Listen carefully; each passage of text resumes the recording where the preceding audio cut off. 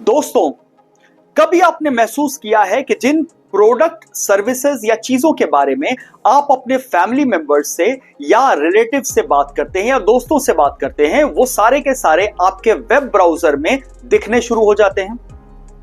Example के लिए, अगर आप अपनी वाइफ से बात करते हैं कि आपको एक नया फोन खरीदना है, तो कुछ समय के बाद में आपके मोबाइल ब्राउजर में multiple brands of mobile phone दिखने शुरू हो जाते हैं, जैसे ओप्पो, वीवो, सैमसंग वगैरह। या अगर आप एक वॉशिंग मशीन खरीदना चाहते हैं और आप अपने फ्रेंड से डिस्कस करते हैं कि आपको एक वॉशिंग मशीन खरीदना है, तो आपको सैमसंग, वर्लपूल तरह के मल्टीपल ऑप्शंस दिखने शुरू हो जाते हैं। क्या दीवारों के भी कान होते हैं? दोस्तों, दीवारों के कान हो ना हो, आपके फोन के कान होते हैं। चलिए मैं समझाता हूं कैसे। तो चलिए अब मैं एग्जांपल लेता हूं अपने मोबाइल की।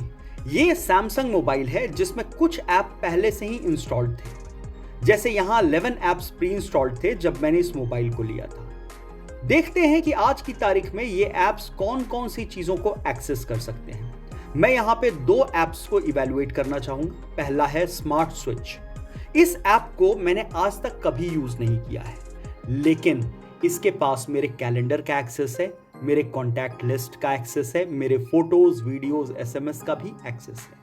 इसका मतलब है कि ये मेरे सारे कॉन्टैक्ट्स की जानकारी रखता है। इसके पास मेरे फोटोज और वीडियोस का एक्सेस है, मतलब ये उसे देख भी सकता है, मेरे एसएमएस को पढ़ सकता है और उसके जरिए ये मेरे बैंक बैलेंस की भी जानकारी रखता है। चलिए एक और pre installed app Samsung internet को इवैल्यूएट करते हैं। इसके पास मेरे लोकेशन की जानकारी है, इसके पास मेरे माइक्रोफोन का भी एक्सेस है, मतलब ये मुझे सुन भी सकता है।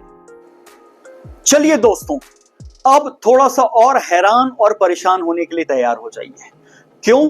क्योंकि अगर मेरे एप्लीकेशन के पास मेरे कैलेंडर का, मेरे लोकेशन का, मेरे कैमरे का, मेरे फोटोज का, मेरे वीडियोस का, मेरे कॉन्टैक्ट्स का, मेरे एसएमएस का और माइक्रोफोन का एक्सेस है, इसका मतलब है कि मेरा एप्लीकेशन मेरे बारे में सब कुछ जानता है।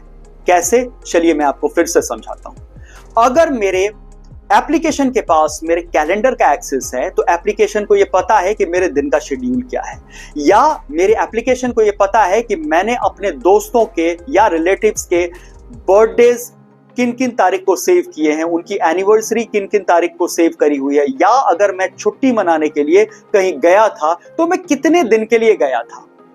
अगर मेरे ऐप के पास मेरे लोकेशन का एक्सेस है, इसका मतलब है मेरे ऐप को पता है कि मेरा ऑफिस कहाँ है, मेरा घर कहाँ है, मैं हैंग आउट करने कहाँ जाता हूँ, मैं कितने टाइम के लिए हैंग आउट किस लोकेशन पे करता हूँ, या मैं हॉलिडे मनाने के लिए किन किन लोकेशंस पे जाता हूँ। अगर मेरे ऐप के पास मेरे कैमरे का, मेरे फोटोज का, मेरे वीडियोस का एक्सेस है, इसका मतलब है कि मेरा एप्लीकेशन मेरे फैमिली मेंबर्स को बाय फेस पहचानता है। मेरा एप्लीकेशन मेरे प्राइवेट वीडियोस को भी एक्सेस करता है। अगर मेरे एप्लीकेशन के पास मेरे कॉन्टैक्ट्स का एक्सेस है, इसका मतलब है कि मैंने किस नंबर को किस नाम से सेव किया हुआ है, ये भी एक्सेस मेरे एप्लीकेशन के पास है, वो ये देख सकता है। अगर मेरे ऐप के पास मेरे एसएमएस को पढ़ने की कैपेबिलिटी है, जिसका परमिशन मैंने दिया है, इसका मतलब है कि मेरा एप्लीकेशन मेरे ओटीपी को पढ़ सकता है, मेरा एप्लीकेशन मेरे बैंक अकाउंट को के मैसेजेस को भी पढ़ सकता है, मेरा एप्लीकेशन ये जानता है कि मेरी सैलरी कितने तारीख को आती है और मेरी सैलरी कितनी क्रेडिट होती है, ये भी मेरे एप्लीकेशन को पता है। And on top of it, अगर मेरे माइक्रोफोन का एक्सेस मेरे एप्लीकेशन के पास है, तो मेरा एप्लीकेशन मेरी बातें सुन भी सकता है। तो आज अगर मेरे एप्लीकेशन के पास ये सारे परमिशंस हैं, तो इस एप्लीकेशन के पास ये कैपेबिलिटी है या कैपेसिटी है कि वो मुझे डिस्ट्रॉय कर सकता है, और मेरे माता पिता या मेरी वाइफ मेरे बारे में इतना नहीं जानते हैं जितना ये एप्लीकेशन जानता है।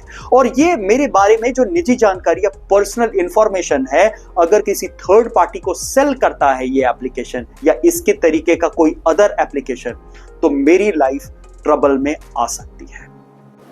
दोस्तों, कुछ समय पहले जब मैं कुछ अपने एप्लीकेशंस को क्लीन कर रहा था, तो मुझे जान के बड़ी हैरानी हुई कि मेरा एक बैंकिंग एप्लीकेशन ने मुझसे माइक्रोफोन तक की परमिशन ले रखी है। अब कैमरे का एक्सेस समझ में आता है बैंकिंग ट्रांजैक्शंस के लिए क्योंकि हम क्यूआर कोड स्कैन करते हैं, या फिर लोकेशन का एक्सेस समझ में आता है, फोटोज का भी एक्सेस समझ में आता है क्योंकि अगेन क्यूआर कोड में काम आता है, पर माइक्रोफोन का एक्सेस। तो चलिए अब हम बात करते हैं कि किस प्रकार से हम इन चीजों से सेफ रह सकते हैं।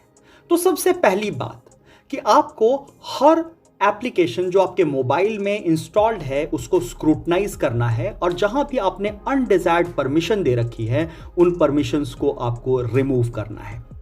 दूसरी सबसे इंपॉर्टेंट बात कि प्ले स्टोर पे आज की डेट में करीब 20.5 लाख एप्लीकेशंस हैं। तो जिस भी एप्लीकेशन को आप डाउनलोड कर रहे हैं अपने यूज के लिए, उसके बारे में डेफिनेटली पूरी स्टडी करने के बाद ही डाउनलोड करें।